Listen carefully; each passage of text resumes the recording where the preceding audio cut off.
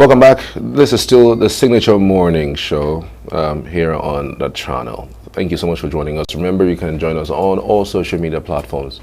Signature TV official, Twitter, Instagram, and Facebook. And YouTube, we are live on there, so you can always follow us around the 24 hours of the day. And do very well to subscribe to the YouTube channel. It's very important. And don't forget to beat the notification button. All right, so we have a guest that's on the Zoom network. I am sure he's joining us, Mr. Chinero. No, Engineer Chinero Obina Ezema. Engineer Chinero Obina Ezema. He's a structural foundation engineer. He's here to talk with us about building collapse, which we've been having. I don't want to say incessantly, we've been experiencing in Nigeria.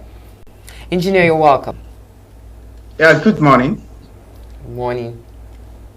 Yeah. So talk to us a little bit about the building collapse in Nigeria. We've had one in Lagos. Can you tell us a little bit, why do you think that this consistently happens, even when it does feel like we have Nigerian Society of Engineers who are supposed to be overseeing some things like this? Yeah. Okay. If I may say, I would like to make it as simple as possible for a layman or someone who is not an engineer to understand. We have different courses, but I want to give you an example now. Maybe you have a table with 4 legs. Then one of the leg is not balanced, and you put something on the table. What happens? It tends to tilt to one side where they have imbalance in the leg. And if the tilting is more, the object tends to fall. The same thing applicable to a building. Although one of the major things is we have a poor quality of material and workmanship, which is the major cause. According to studies, we have about 5 major causes of building collapse. One, we have a poor maintenance, which is about 7% cause of the building collapse in Nigeria. We have a design error, maybe the error in design, maybe the engineer made a mistake, which is about 13%. Then we talk about the poor quality of material and workmanship, which is about 53%, which is the major cause of building collapse. For instance, now I will give you an example of what I experienced in Maiduguri when I was the project engineer for the construction of petroleum and gas engineering, University of Maiduguri. When they brought a design, we discovered that they were using would I call it under design or poor procedures. They were designing the foundation with a bearing capacity of 120. When I get there, I discovered that the soil is a silty soil. I said it's not possible for you to have a bearing capacity of 120 in a place like this.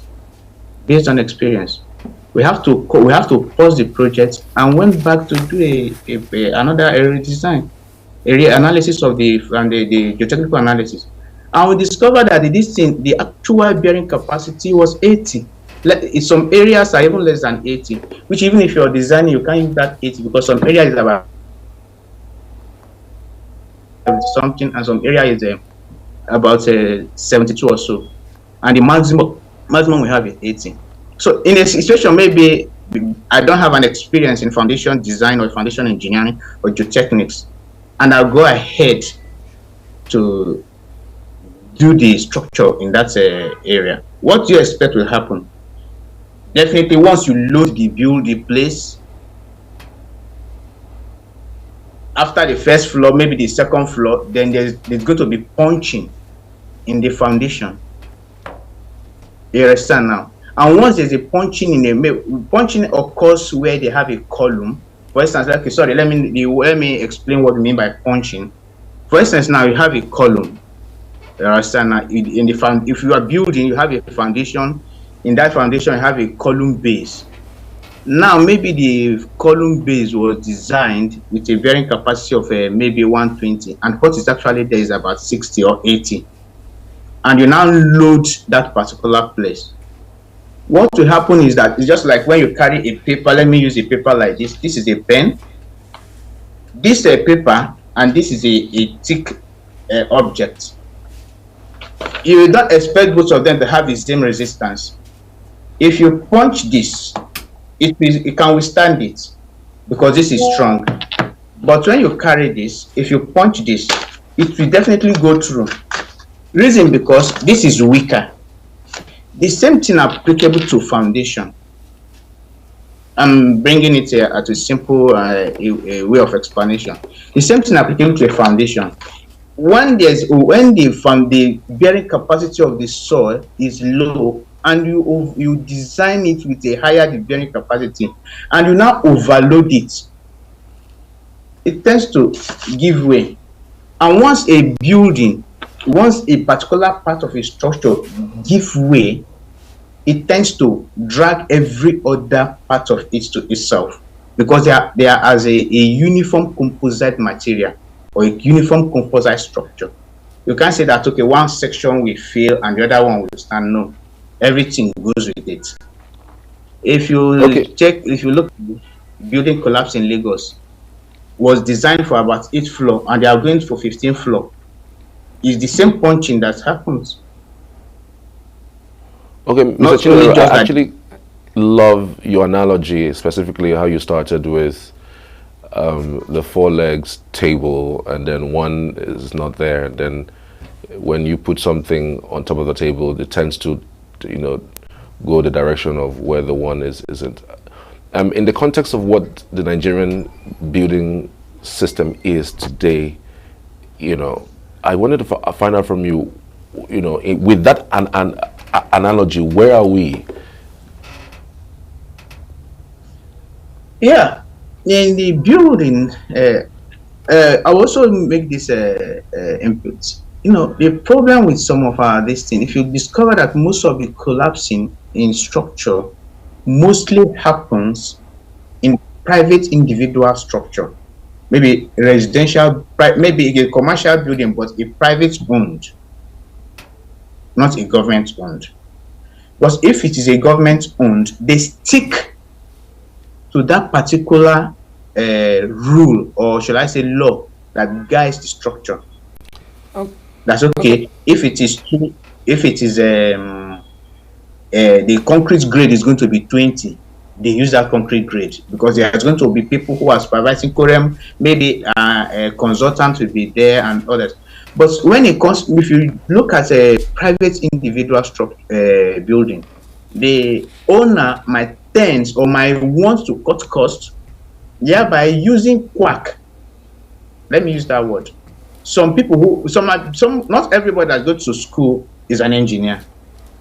The person say, I have been doing it for a long time, for the past 20 years, I can handle it.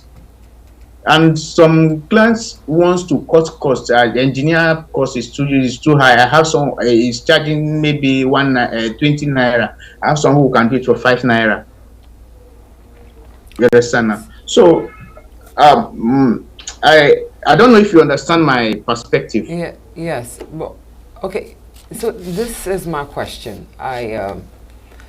Seeing the way you analyze it makes me to understand that, for instance, anybody who is going into this kind of, okay, you're a builder, you're an engineer on structural constructions, right? Now, is it wickedness? Because I think that's also what happens even in the construction of our roads.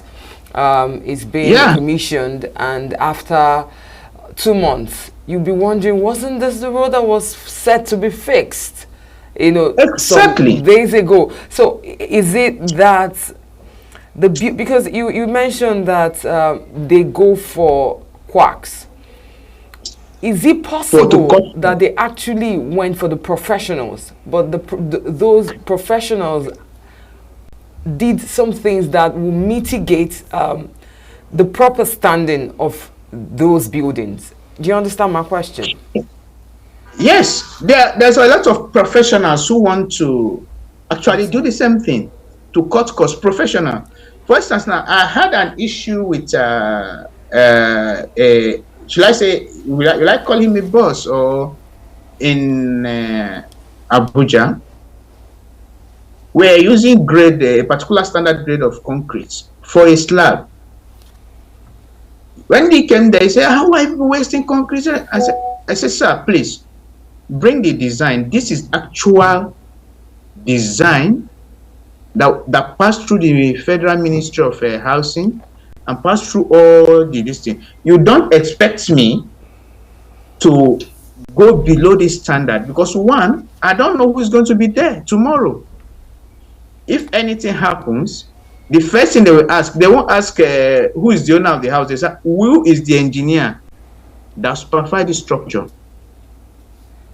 Okay, so I think from what I gather from what you're saying, right, it's integrity that matters. It's not just about being a professional in this particular field, because this happened to me firsthand. So we actually employed a professional to build my father's house, and every material that was said to be bought for this some of them particular building was said to be original, right? But something happened along the line, and now we're having to reconstruct. So is it about hiring a professional or hiring someone who is with integrity? The two of them goes together. Okay. You can't do the other one without the other. Okay. Yes, you might hire a professional. If the integrity is not there, then you need a third party to oversee. Even if you have integrity, you also need a third party who is also a professional to oversee that. That's why when it comes to a government project, when you give a contractor, you won't just say, okay, let me just relax because I've given it to a contractor. You need a consultant who is also Engineer Chinero, just because of time, I just wanted to ask you, what are the roles of these organizations? For instance, the Society of Nigerian Engineers, or even, I understand that you even have a list of registered builders. I'm wondering, what is the role of these organizations and even the role of government in making sure that buildings across the nation, is safe for living? I see a lot of houses spring up, even much more than people who eat food. Sometimes even much more than people who even are available to take up those roles or those homes. Like, is there like a task force that goes around checking who and who are putting up these buildings and how safe they are? Yeah, there are. The Council for the Regulation of Engineering in Nigeria has something like that. And each state government have. That's why they have the capital territory development. They call it it's a capital territory development agency or authority in each state. That's why when you go to some places, you see them marking the building with things saying that you stop work or so, until you show your design and your design calculation and approval. Because when you design a building, first things you need to do is to submit for approval. And during the submission for approval, it is expected that a structural engineer will check through your design. You understand now? And before you put the building, before you'll be allowed to start the building. And during the process, it's expected that the ministry, which is the Capital Territory Development or the housing, the development agency, should go around on a daily basis within that environment, particular environment, because they are all given areas to cover. Because I know, for instance, now I have a project in Enugu in which immediately we start foundation, they came there. I didn't even know. I don't know who informed them. The first day they came, they requested for the approval. I gave it to them. After some days again, they came back. to check if actually the design, what is there, is actually what is being put in place and is being followed in accordance to the design. But in some places, some of them don't actually show up to do the job. That's just the truth. Yeah, okay. Engineer Chinero Obina, if I get what you're trying to say is that there is a body situated or earmarked to be able to supervise constructions. Apart from the fact that it's possible that these bodies could be used to winch hunt, right? Yes. Is it possible that in the process, for every building, I know it could sound like it's overwhelming, just like we have NAFDAC that supervises the production of drugs. Now, for every building, because this is becoming a reoccurrence in Nigeria. Now, shouldn't there be, if this body exists, shouldn't, for every structure that want to come up, shouldn't there be someone who is marked to go supervise outside the owner of the building? From this body that will go maybe in the start, apart from, okay, this is the drawing that was given, the materials being used for this building, shouldn't they also supervise the materials being used? Yeah, there are, that's like I said initially, there are body and marked, and there are people assigned to a particular area to go around, ensure that, for instance, now I might go for approval and they gave me approval, I might not have the why without to start it immediately. So if someone was assigned to supervise me and they take me 2 years to start, it doesn't mean that person should have to wait for 2 years. That's why in each agency there are people. For instance, let me use Enugu for instance. There are people who are assigned to go around the Transiculo to check if there's a new project going on. There are people who are assigned to go to check through Opera Square area to check if there's a new project going on. There are people who are assigned to check around the independent layout to if there's a project going on. So whenever there's a project going on, they come there, request for the design. But sorry, I forgot to say something initially. For instance, now you made a mention of material. Another problem we're having in Nigeria is not just only the design and the quackery.